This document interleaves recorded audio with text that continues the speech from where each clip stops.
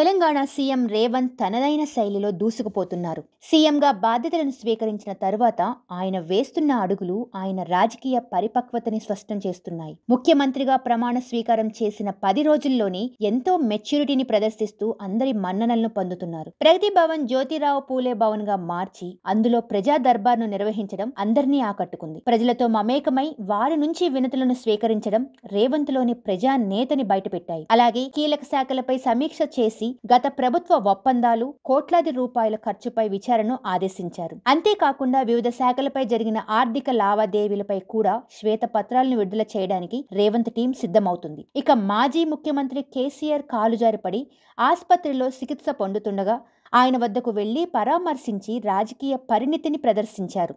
రాజకీయాల్లో వ్యక్తిగత ద్వేషాలకు తాను చోటు ఇవ్వనన్న సంకేతాలను బలంగా పంపాడు.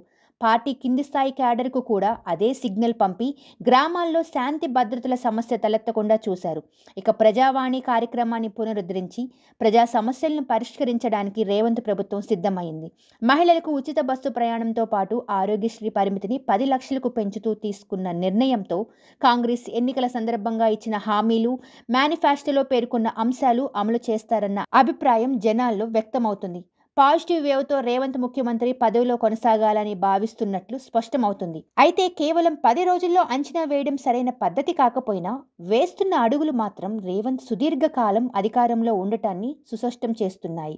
కాంగ్రెస్ హైకమాండ్తో పాటు ఇటు పార్టీ నేతలు, క్యాడర్కు కూడా ఎలాంటి అవకాశాలు ఇవ్వకుండా ముందుకు వెళ్లాలన్నది రేవంత్ ఆలోచనగా ఉన్నట్లు అర్థమవుతుంది. ఇక అసెంబ్లీలో రేవంత్ హుందాతనం, ఇతర విషయాలు చూస్తే మరో 2 టర్మ్లు రేవంత్కి డోకా లేదని అంటున్నారు. మరి రేవంత్ ప్రయత్నాలు ఏ మేరకు ఫలిస్తాయో చూడాలి. సబ్స్క్రైబ్ చేయండి.